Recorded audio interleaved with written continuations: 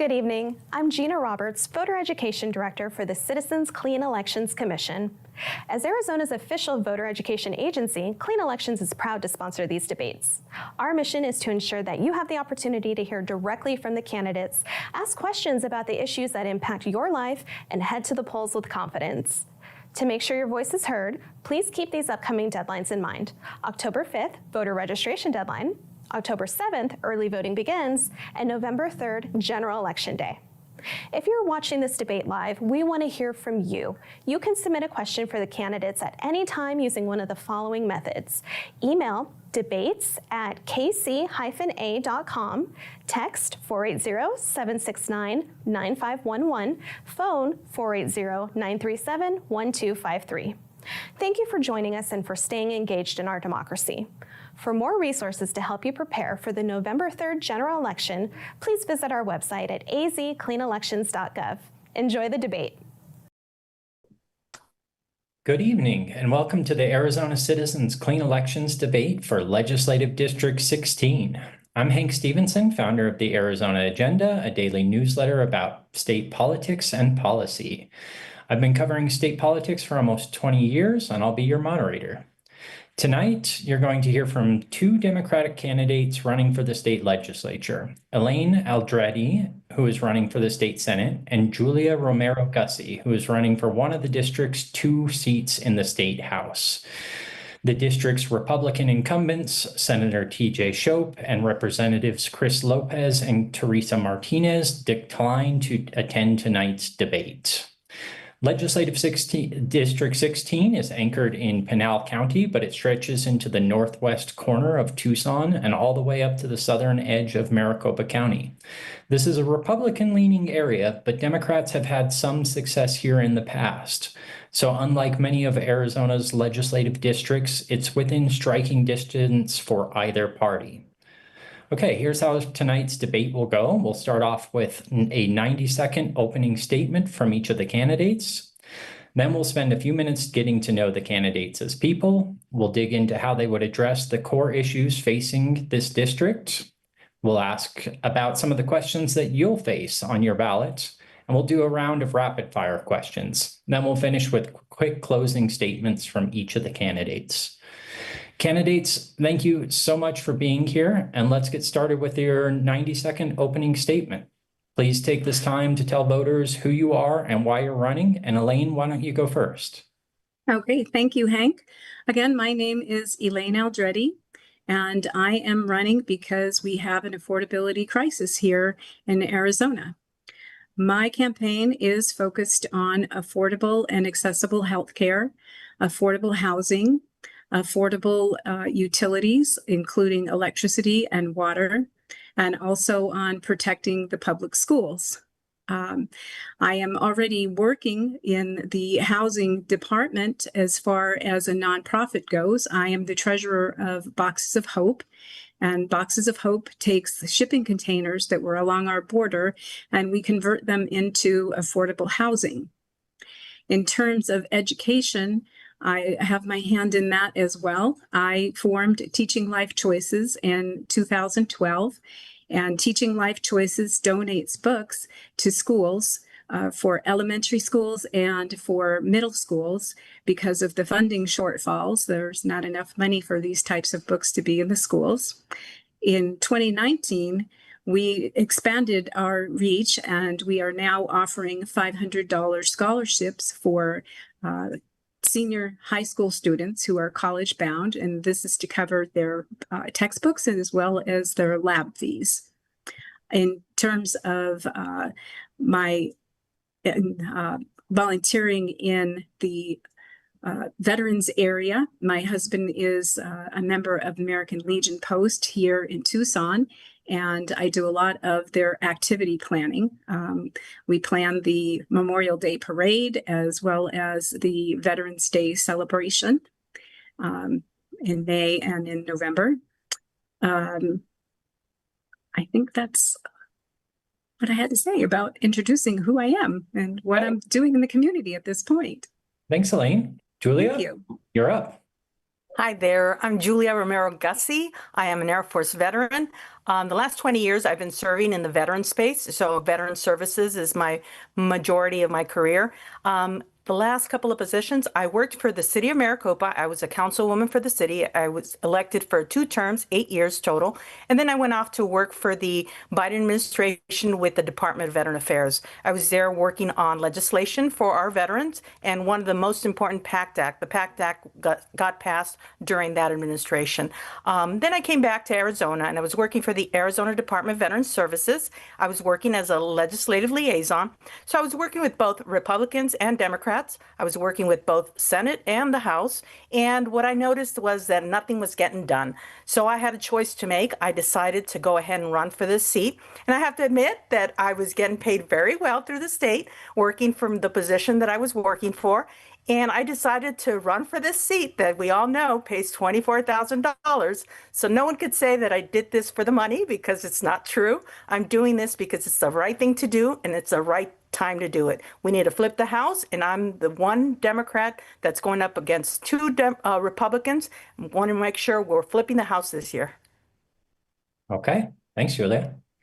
And thank you both for making yourselves available for the voters. Let's get to the first round of questions. But first, quick reminder, you viewers can submit a question at any time. To do that, email debates@kc-a.com. You can text 480-769-9511 or call 480-937-1253. Okay. This next segment is about who you are, not necessarily your policy positions, but what shaped you, how you think, and who you'd be once in office. Please take about a minute and a half to answer each question. And let's start with you, Julia. What in your professional background has prepared you for politics and policy, and how will you apply that background if elected to the legislature, especially since you've been a legislative liaison? Tell us a little bit about that. As I mentioned, I'm a veteran. I enlisted when I was 17 years old. I knew that service would come before anything else. So I've been working in the public sector. I've been a public servant all my life. I decided to run for the seat, as I mentioned, because nothing was getting done. I decided that, hey, if we're going to get something done, you need to put yourself out there. And this is a position of much sacrifice from many of us that are running. Running for office isn't easy. And if it was easy, everyone would be doing it, right? So one of the things that I'm most passionate about is our veteran population. I feel that our veteran population isn't getting what they earned and what they deserve. So that was one of the reasons why I decided to run for these seats. I've been working in veteran services for the last 20 years, and it's incredible to believe that we still have homeless veterans today in America. That's something that shouldn't be happening to this day, and I'm determined to make sure that our veterans are getting the services that they earned and that they deserve.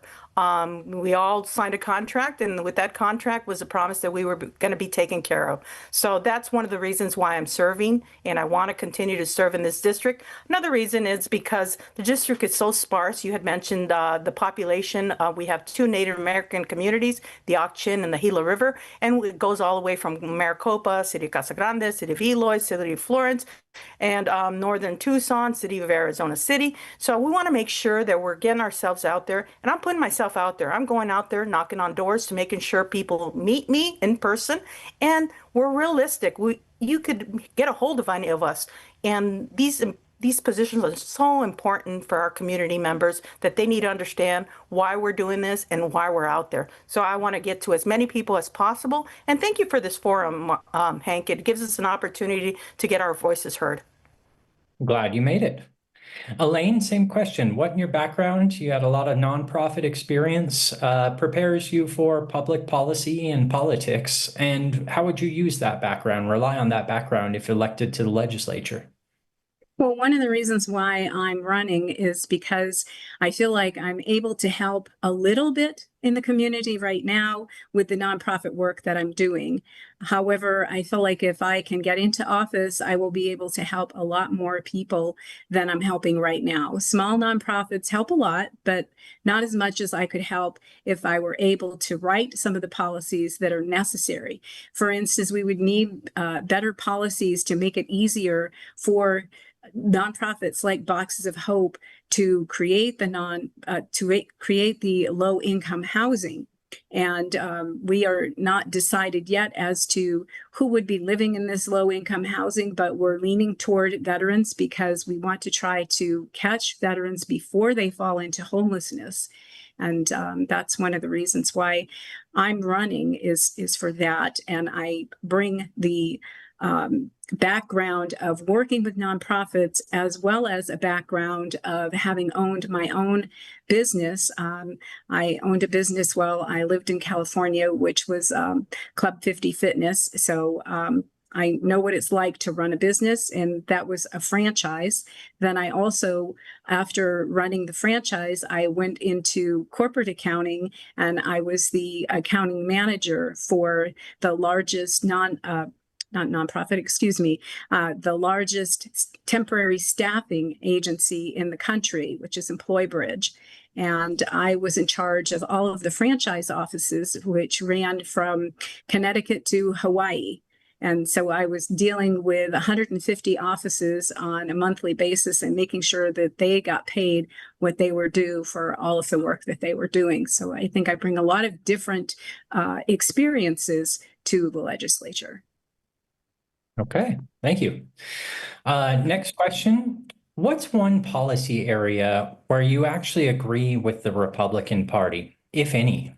And Julia or Elaine, why don't you start us off with this one?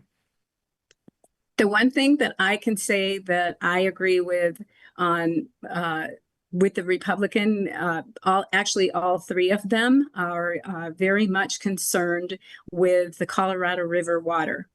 And I think as a whole, everyone that's in Arizona is concerned with the way that the federal government is trying to divvy up what we get for our water.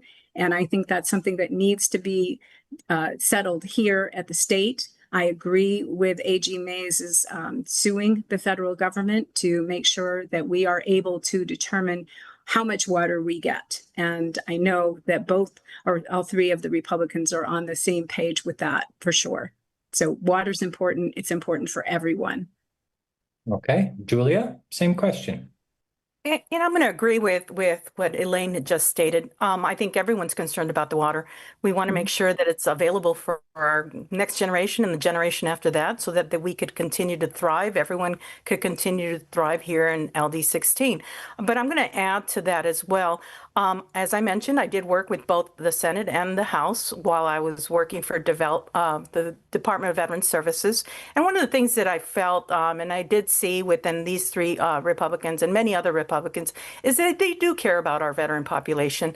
Our veteran population in LD16 is 10%. So 10% of those individuals over the age of 22 are actual veterans. So just imagine 10% of them are veterans, and then add their families to that, their spouses and their children. So we need to get those services out here in LD16 just as much as we need to get the service, the health care and everything else that we need for our other constituents. But they do care about our veterans just as much as I say we do.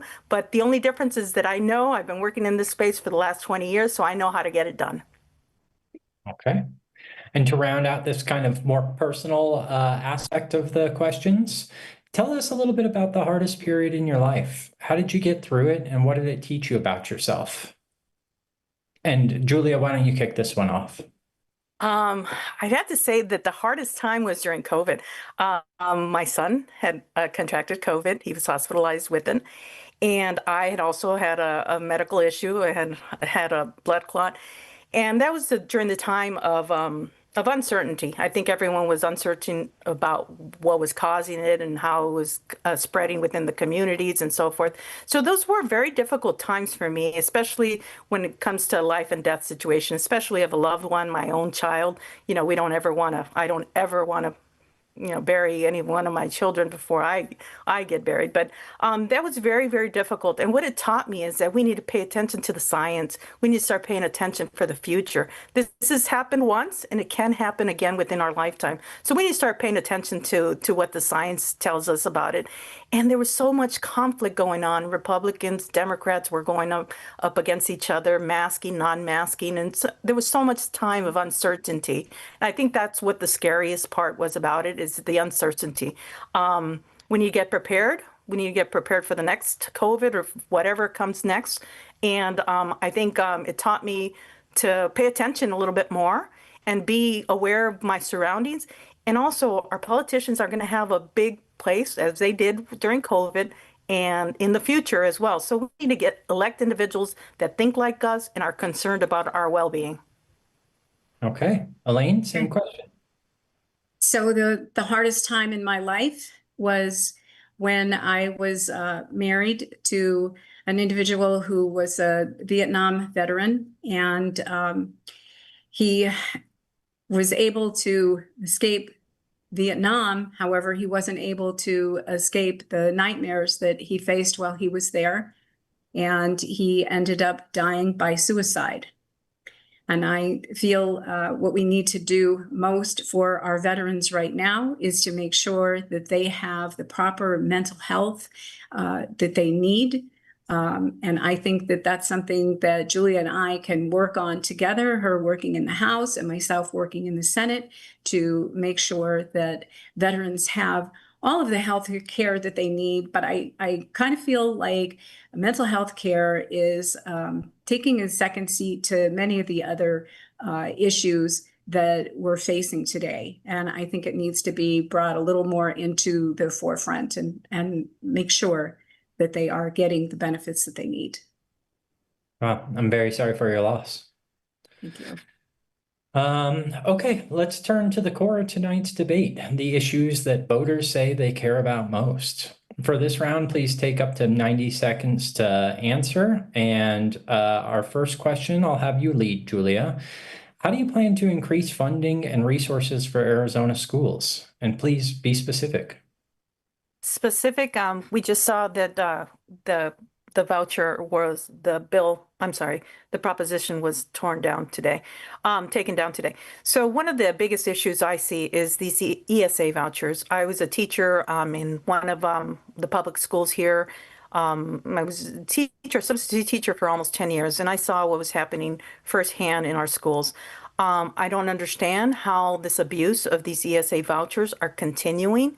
One of the things that we need to do as legislators is to make sure we're ramping up the accountability on these vouchers. I'm very, very concerned that our kids with the highest needs, the full intention of these ESA vouchers was to make sure that our kids with the highest needs were being taken care of. And it totally flipped around with individuals abusing the system, just like everything else. They found a loophole, so they're collecting these vouchers so that they could get watches and all these other things that I've heard about. But my biggest issue right now is, why aren't we paying our teachers what they deserve and what they should be paid in order to continue to have good teachers teaching our kids? Our kids are our future. They're my kids are out of school already, but my grandkids, they need to have the best education possible. And the best way to do it is to make sure we prepare the teachers to teach our kids and fund the schools fully fund the schools. We need to find every way possible to make sure we're doing that. We're at the bottom of the list when it comes to education in the state, and it's an injustice that we're doing for all our population, our younger population. So that's one of the things that I'm determined to do, and ramping up, taking away these vouchers, or at least having some accountability on these vouchers, will take us out of this deficit that we're in and making sure we're properly funding our schools.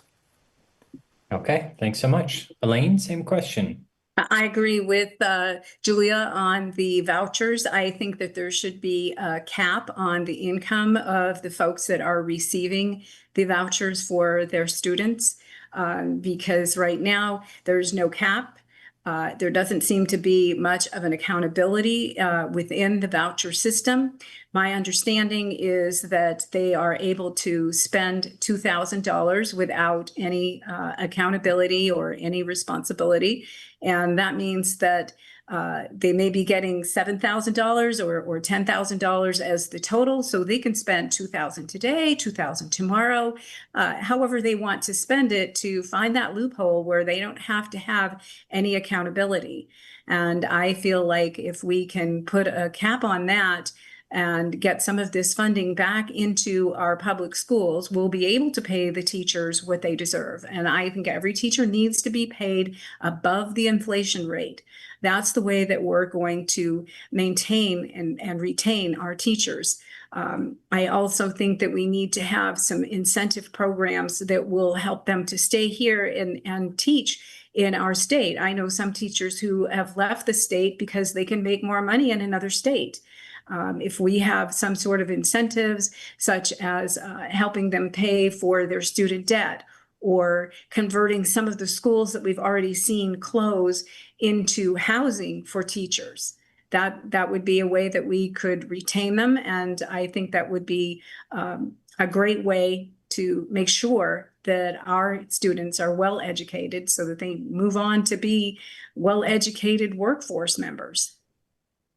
Okay, and I have a follow-up question here from viewer John, purely about vouchers, but I think you both explained your position on what we should do about school vouchers in Arizona pretty well, so I'm going to skip that one. And let's move on to talking about water a little bit. This is a big deal for your district, which includes many farming communities. Would you vote to cap the water being pumped by out-of-state and foreign-owned mega farms, even if that means some of those farms leave the state? And I believe, Elaine, you are up first for this one. Okay.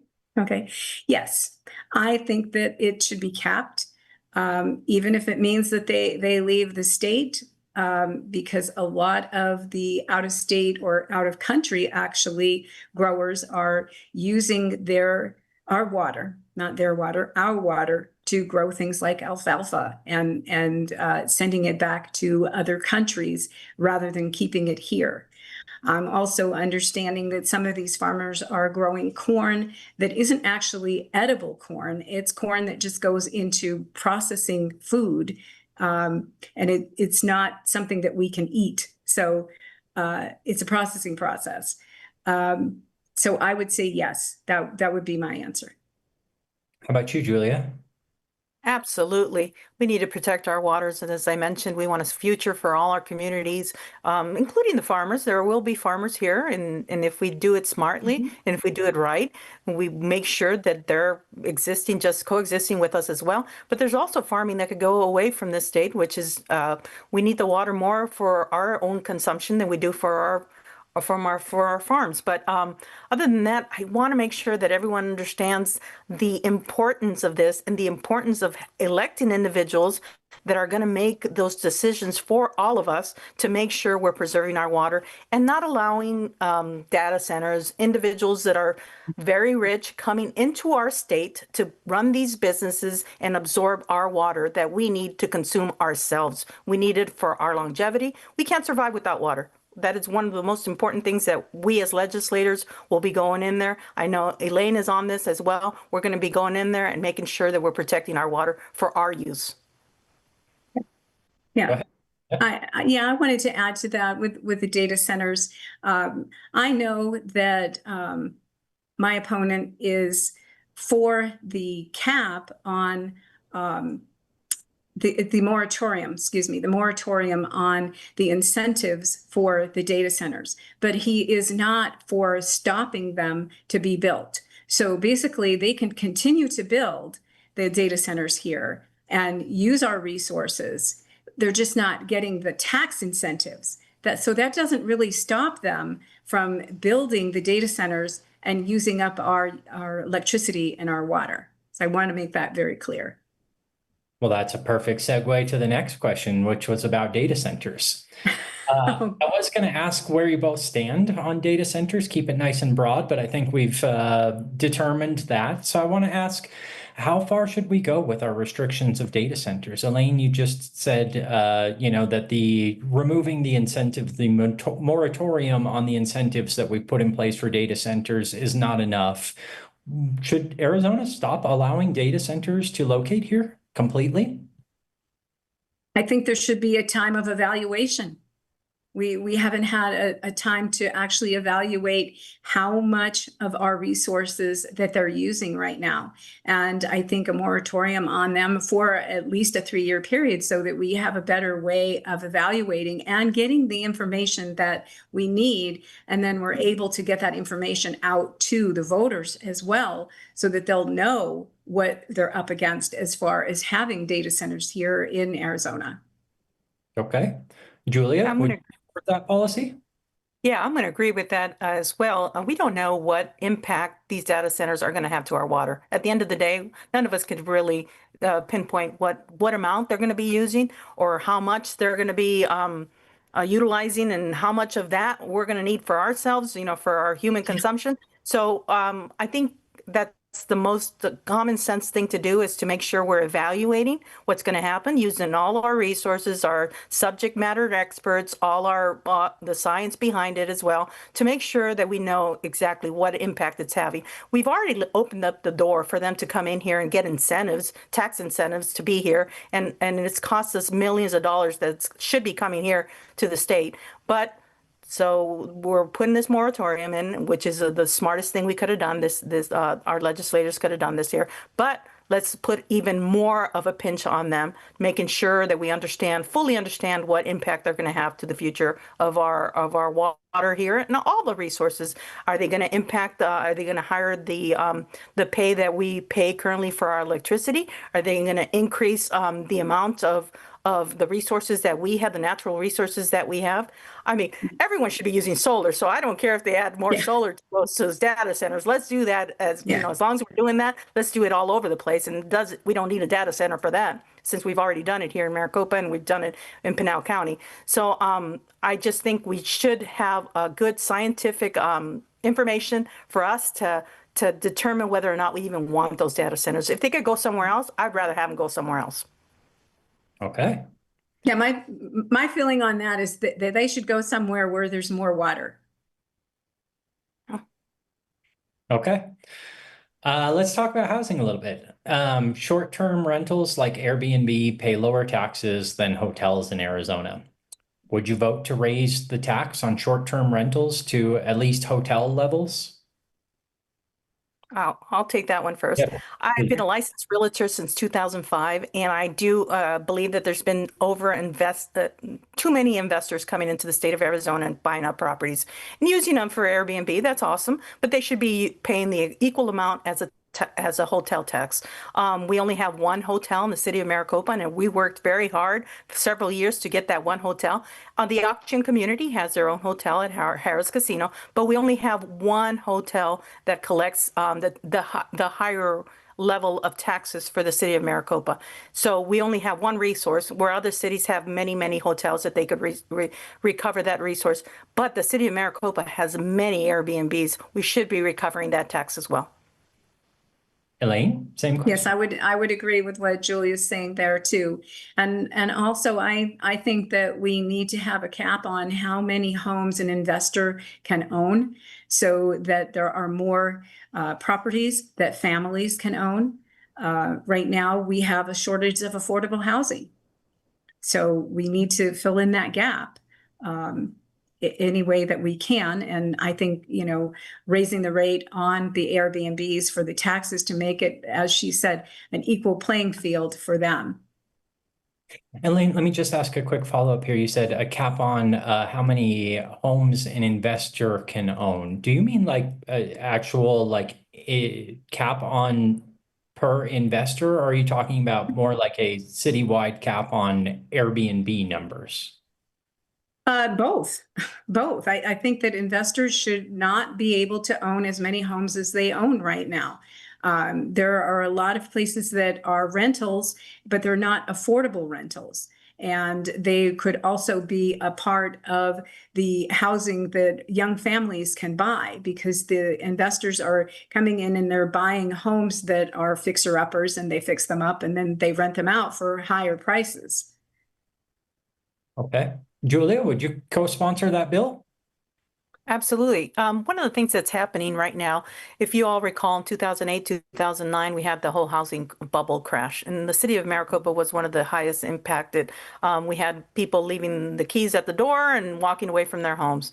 And even the investors, they had nothing to lose. They would just, walk away from their properties because they were underwater. So what we're seeing now, because of the properties had risen so high in the last couple of years, we are seeing more and more, and we're going to see more of this come next year and the year after that. As I'm not a predictor, so I'm not going to predict this, but we are seeing more and more foreclosures, and we're going to see more and more foreclosures because these properties are underwater. To an investor that invests very minimal in these properties, they will have nothing to lose. They have not much to lose to walk away from these properties. But individuals that, use their hard-earned money to buy a house and keep their house, they're going to start losing those houses. Unfortunately, because of the economy being so high and everything, the insurance, the property insurance going up as well, all these issues are going to start impacting some of these houses. So unfortunately, we're going to start seeing more and more individuals losing their house. What we have to do is we have to start getting smarter in the state of Arizona and allowing those individuals, those middle class and lower class individuals, giving them incentives to start buying some of their own properties and their own homes. Right now in the city of Maricopa, we've overbuilt a lot. In my opinion, we've overbuilt too many apartments. And an apartment right now is going for almost as much as a mortgage is. So it doesn't make any sense for an apartment that you're never going to own for you to be paying $1,400 a month to rent a one-bedroom apartment when I'm not even paying that much for my mortgage that I have on my house that I've owned for a couple of years. So it doesn't make any sense. We need to start working with our constituents, especially our minority families. They are the ones the most in need for those incentives. What happened to our USDA loans in rural areas? What happened to all these incentives we had for individuals to own their own properties? They went away because our legislators aren't paying attention to this. But I'm one of those individuals that's going to pay attention. We're going to make sure we're passing legislation so that first-time home buyers are able to buy their first-time home. Yes, I agree with that. And I've talked to a lot of young people lately when I've been out canvassing, and some of them have said that they just feel like it's a moving target to be able to own a home. They save and they save and they save, and then they go and they try to buy a home and the price has already gone up. And they don't feel like, some of them have said that they don't feel like they will ever have the American dream. Well, okay, that's a good segue to a kind of economy question. I want to ask you guys about Arizona's flat tax rate, which was one of the big achievements by Governor Doug Ducey back when he was in office. Essentially, Arizona has one of the lowest tax rates in the country. And I'm curious if you would like to raise that tax rate. And then if so, how would you explain that vote to constituents who feel like they're taxed enough already? And yeah, I think Go first. Yes. No, I don't agree on a tax hike. I was living out in Maryland and DC for a couple of years, and what they do is their tax incentives that they do for families, growing families, are the ones that are hurting the most. The rich aren't ever going to hurt. The taxes, you could increase them to whatever level. The rich is never going to hurt when you increase taxes. The ones that are going to hurt the most are the individuals that are on a fixed income, they're on a low income, and they're raising families. So they had a tax incentive, and I remember when we were living out there, and they had during back to school days, they had tax incentive days, which they wouldn't charge them any taxes when they went back and bought backpacks for the kids. So they had these tax incentive days for back to school days. We should have tax incentive days so we're eliminating the tax from certain products when individuals are hurting the most and they need to get those resources that they need. The kids needed to go back to school, so they did a back to school tax incentive, which was no taxes on if you went to Target and you bought all the school supplies and all that. So that made sense, and we could do that here in Arizona. It's not going to hurt us. One of the pieces of legislation that I was so happy that finally passed the right way, was the property tax incentive for those disabled veterans that are 100% service connected. It finally passed, and Yes. there is no a level of wages that you should be coming in with, so you could take advantage of that tax incentive. There are ways that we could get creative as far as taxes are concerned. I know our competitors, our Republican counterparts, are applauding themselves for making sure that the taxes for the gas is coming down. Well, let's before you applaud for what you did, let's go to the root of the issue. We wouldn't be with the high rate of our gasoline tax if it wasn't for this war that we've just gotten ourselves into in Iran. So this the price of gas going up, let's put it to where it belongs, and it belongs with the president and this administration that has increased our gas costs. So for them to applaud themselves for bringing back down the tax for our gasoline, spare me your applause, please. By all means, do your job, do it right, and let's get to work. Elaine, if you and I are elected, we're going to get to work to make sure that our people with the most need are getting those tax incentives so that they could, there's so many incentives that we could do in the state that we're not doing them. I agree with Julia on that. I think that we need incentives. That is always the best way to operate, is to have incentives rather than penalties, I would say. So I fully agree with what Julia is saying there. Are there any taxes either of you would like to hike in Arizona? I think we're overtaxed as it is, and I know it's one of the smallest ones. But if you compare it to other states, we're right above the average. No, there wasn't anything that I would like to tax. I mean, I know that there was some incentives when there's so many things that we could do to help our community members. I know when the price of eggs went up and everyone was crying, and we justifiably so, we were paying $8 a carton of eggs. The state legislator stood up and said, well, we're going to put some incentives in there so that make sure that our people are able to buy eggs and even grow, get your own eggs from your backyard. And they even passed a piece of legislation so that you could have chickens in your backyards. Yeah. There's creative ways for us to get funds that we need for our community members, and hiring our taxes isn't one of them. Okay, 2 Democrats who want tax cuts, sounds like. Yes. Okay, we've got another viewer submitted question here from Sophie. Tell me about a time when you made a decision that may have unintentionally caused harm. How did you right that wrong and ensure that that doesn't happen again? I think that's a really thoughtful question. Elaine, I think you're up first this time. I think I am up first. I'm trying to think of a time where I made a decision that unintentionally harmed. I'm not perfect, but I can't off the top of my head think of a time where I've harmed folks or made a decision that was unintentionally harmful. I'm sorry, I can't think of a time that I've done that. Fair enough. It's a tough one. Julia, anything come to mind?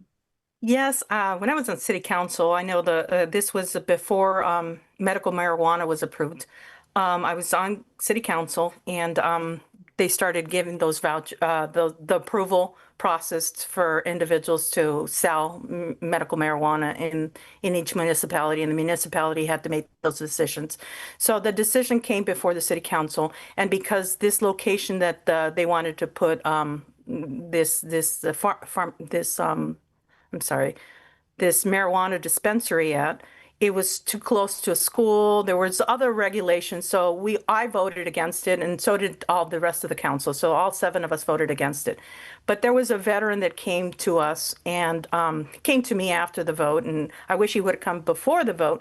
But he was suffering from PTSD, and he said that medical marijuana wasn't an option through the VA, so he needed his marijuana to help him, because he believes, and I've never tried marijuana, so I wouldn't be able to tell you whether it works or doesn't. But he believed that it was really medicinal for him, and it really helped with his PTSD. So he came, and he was very upset at me for having voted against it. And he was very upset that now he has to go miles away, or he was allowed to grow it himself. But he says that, he's disabled and he was a little older, so he couldn't do it himself. But so I'd say that was one of the decisions that that hurt an individual. And now, I mean, the dispensaries are in every corner, even in the city of Maricopa, there's another dispensary. So I mean, it was the decision that we made then. We didn't know enough information to get an informed decision done. But I mean, I guess it had consequences for a couple of individuals that had to go elsewhere outside of the city and to get what they needed. But it wasn't that impactful, but now it doesn't make a difference because they're in every corner now. So. Yeah. Good answer. Okay, I want to ask you guys a little bit about election stuff. As you're well aware, many Republicans have openly questioned the legitimacy of American elections over the last decade. And polling shows that even Democrats have some questions about the integrity of elections. So I want to ask, what laws would you change around our election process, if any, to help restore faith in elections? And Elaine, I think you might be. Well, one of the things that I think that I would change, especially in our district, is the way that the Pinal County has to vote in precincts. Everywhere else in the state, we have voting stations, and you're not turned away if you go to a voting station that's close to your home or your work. However, if you're voting in Pinal County, you must go to your precinct to vote. And I know that there are some people that live on one end of their precinct, so they may be driving between 25, 30, maybe even 50 miles to get to a place to vote. And I heard a story just the other day when I was out canvassing about a person who was in a line in one of the voting areas, one of the precincts, and there was a line in the same building that was for a different precinct, and they got in the wrong line. So they're in the right building, they're just in the wrong line. And so their vote didn't end up counting because they were in the wrong line.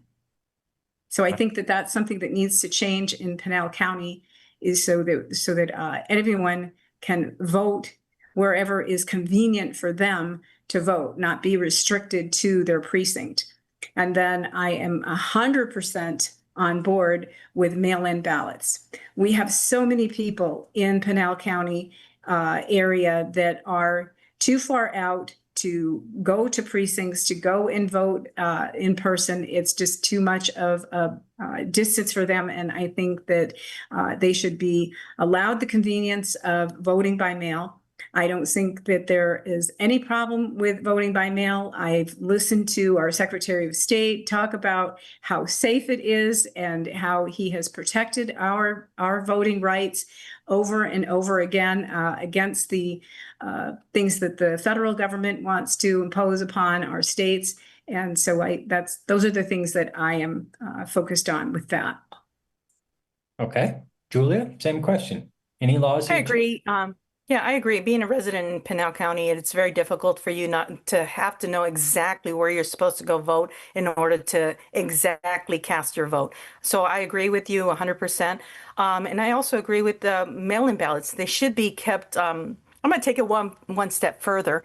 I don't understand when they lose. They're screaming and crying that they were cheated. Yeah. But when they win, they're not screaming or crying that they cheated, right? So I think there's nothing wrong with our elections. I think we must protect the right to vote, mail-in votes, because my disabled mom isn't going to be able to cast her vote in person. So we must protect, as Democrats, as legislators, as everyone in the state should protect the mail-in ballots, especially for our military. They're not going to come into the state just to vote. They should be able to get those mail-in ballots and submit them. So, and like I said, I took it one step further, but there's nothing wrong with our elections. That's just something that the Republicans are trying to put in so that when they lose, they have an excuse. Okay. Well, we've hit a lot of big topics tonight. We're running a little bit short on time, so I want to move on to the kind of explain your vote section. I'm going to quiz you on some of the questions that voters will face on their ballots, you'll face on your ballot. And first off, I want to know how you plan to vote on Proposition 318 and why. And let me just give a quick recap for the viewers. Proposition 318 requires schools and athletic associations to designate every sports team as either male or female and would bar trans girls from playing on female teams. It would also bar schools, athletic associations from letting anyone use private spaces like restrooms, locker rooms, and showers that are not designated for their sex. And finally, it would let athletes sue schools and athletic associations that knowingly violate the provisions of that proposition. Julia, you want to start us off on this one? Absolutely. My opinion is let kids be kids. No one was having a heart attack. And forgive me, I'm not very good with remembering names. But when a young lady was featured on Sports Illustrated, she was playing on a baseball team, a boys' little league baseball team. She made the cover of Sports Illustrated. No one was having a heart attack when girls were allowed to wrestle boys in our public schools. No one's having a heart attack over that. So let kids be kids. I understand that this has all been an invented issue. The transgender issue has been an invented issue by the Republicans that, oh, we all should be alarmed about it. We can't allow, girls to be transgender girls to be in girls' locker rooms and so forth. I just want to share one story with you. I was working for the Department of Veteran Affairs. I was working at the VA hospital. And in the VA hospital at the time, this was in the early 90s, we had only men bathroom and women's bathroom. Well, I was working in the cancer ward, and one of my patients came in, and she was wheeling a World War II vet. He was significantly older than her, 20 years older than her, and she was wheeled into my office and asking me to use my bathroom, my private bathroom in our offices. And I asked, well, why do you want to take him into my bathroom? You have bathrooms out there. She says, because I cannot walk into a man's bathroom and help my husband, relieve himself and take care of his business in the bathroom. And I got to thinking, well, that doesn't seem right. So from that point forward, I asked my oncologist who I was working for, Dr. Haskell, I asked him, is there a way for us to allow her to come? So every time she came to the hospital, she'd come, and what she would do is she would help. He had a bag, so she would help empty the bag. So, the perversions that people have in their minds that are causing these problems, but discrimination to one group is a discrimination to all. So LGBTQ, it cannot happen without the T's, can't happen without the L, the G, and the Q. So discrimination for one is discrimination for all. So this issue is a made-up issue. It's not a real issue. And I say let kids be kids. Okay. How about you, Elaine? I agree with Julia. I think that our kids should be kids. I think that we should be more focused on their safety in the schools. I believe that there was also a young lady that was a kicker on a football team, and nobody had any problems with that. They applauded her, and so I just really feel like, as Julia said, discrimination against one group is a discrimination against everyone. And we need to have that in check. And again, it is a made-up issue. It is a distraction from more important things that are out there. Right now, I think that no one has talked about this, but where are the Epstein files?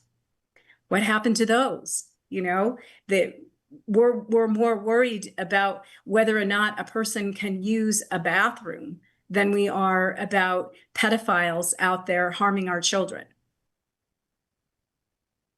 Okay. Next proposition I want to ask you about is Proposition 319. A quick recap, that's the measure that would require local governments using photo radar or red light cameras to get voter approval in order to keep them operating. How about you, Elaine? How are you planning to vote on that one? I don't think that we should have the flock cameras. I think it's an invasion of privacy. So I would be voting no. Okay. Simple. Voting yes, sounds like. Yeah. This would require local municipalities to give voter approval to keep using. Okay. Okay. Julia, same question. I think municipalities have taken advantage of the fact that they could put them up without any requests from the community members.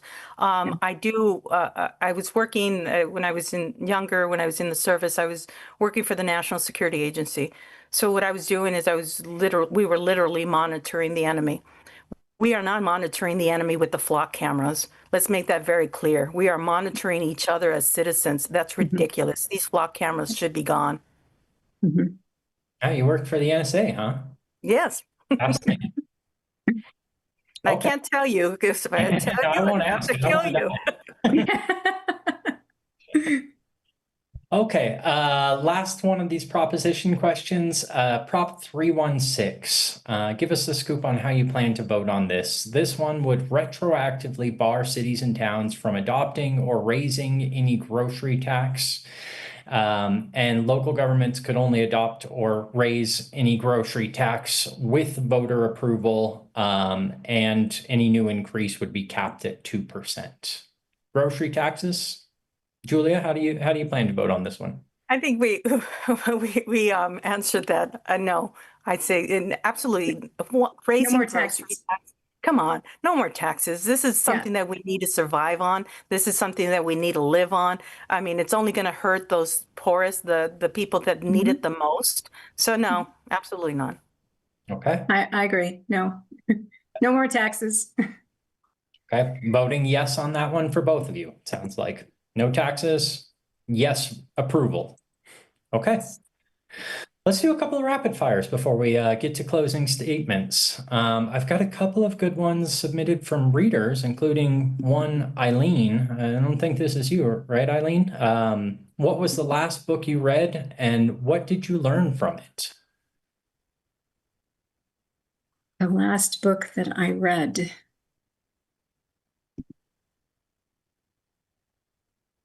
Can I check my notes? Yep. Move on to Julia and come back to you. Literally, the last book I read was to one of my grandkids.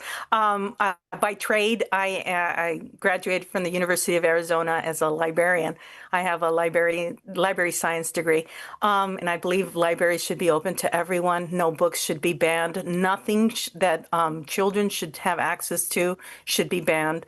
And this idea of banning books or closing libraries because they refuse to take certain books off the shelves, that's ridiculous. But that's my personal opinion on books. But yeah, I think of the last book that I read, it was in Spanish, to one of my grandkids, and I can't remember the title right now. But yes.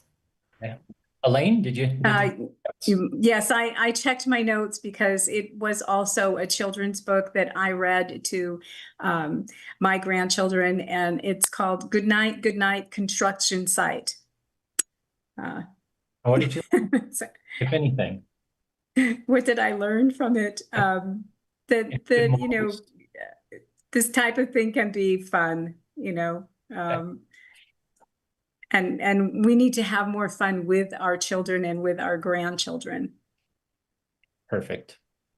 Okay, I got another one from a viewer, Eric. Name a current legislator from the other party that you would vote for and why. I think we started with Elaine last time, so Julia? Wow. That is a hard one. You know, if he was still alive, I'd vote for John McCain. I think he was the greatest Republican in the state that we ever saw. He was a great man. I got to meet him on several occasions. I was a city council when we went before him to speak to him on a couple of issues. You know, he was very negative about earmarking for special for special projects for each municipality, which I understood his perspective. We could always speak to him about everything and anything. He was strong about his stance on no earmarks, but we could always speak to him, and he was one of the best Republicans or the best legislators that I've ever met. Elaine, anyone living come to mind? Absolutely. Giles. We will be voting for Hobbs and Giles. Giles is a Republican. He was a Republican. I think he switched to independent at this point, but Well, he's independent, but he certainly was a Republican before. When he was the mayor of Mesa, he was a Republican. and just for any viewers who don't know who that is, yeah, former Mesa mayor, was a Republican, is running as the lieutenant governor on the Yes. Hobbs Democrat ticket. So, Mhm. Yeah. okay. So I think that counts. Yeah, that counts. That counts. They were both, but I'll take them. Last question. What's one word your friends would use to describe you? Elaine? Energetic. Cool. Julia? Caring. I think they would know, and they've described me as someone who cares. Okay. Well, that's the last of our questions, and that means we've reached closing statements. Elaine, you got the first word in opening statements, so I'm going to give the final word to you, Julia. So that means, Elaine, please take about a minute to make your closing case to voters. Sorry, that might have been confusing. Elaine, you're up. Oh, I thought Julie was up because I was up first to do the opening statement. I'm sorry. Give her the closing word since you got the first. Okay. Well, as I've said, I am very focused on affordable health care and affordable housing, protecting our public schools, and our utilities. You've heard my answers to obviously all of the questions that have been thrown at us tonight.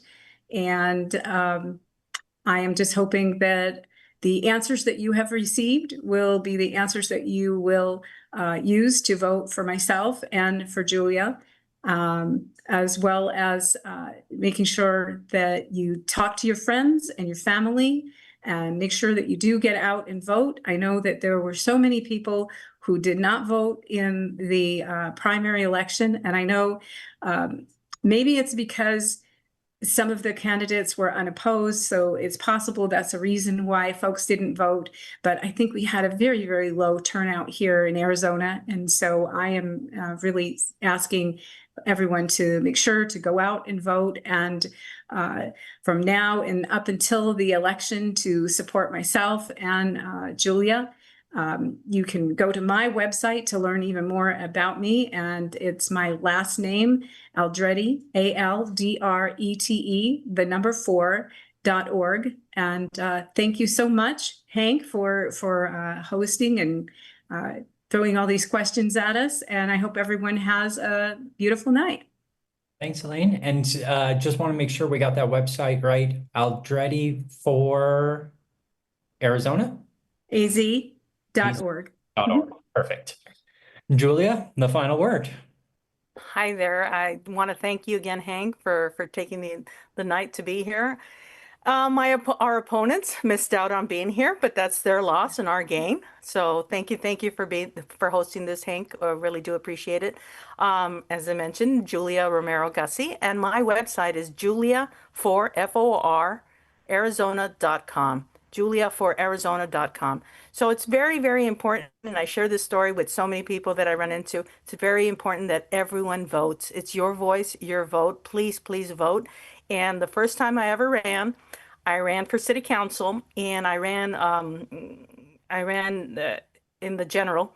And in the general, I won by a very, very tiny margin. So when people tell you every vote counts, and I know that there's a couple legislator, especially A.G. Mays, who uses this in her speeches, every vote counts. And I cannot emphasize how important it is to get your voice heard and for you to vote. Please, by all means, everyone vote. Once again, my website is julia4Arizona.com. Please learn more about me, and we'll see you in the fall. Thank you. Thanks so much. That concludes tonight's debate for Legislative District 16. Thank you so much to our candidates for making the time to be here tonight. And to our voters, thank you for tuning in and for informing yourselves ahead of the November election. For official voter information, please visit azcleanelections.gov. Have a great night.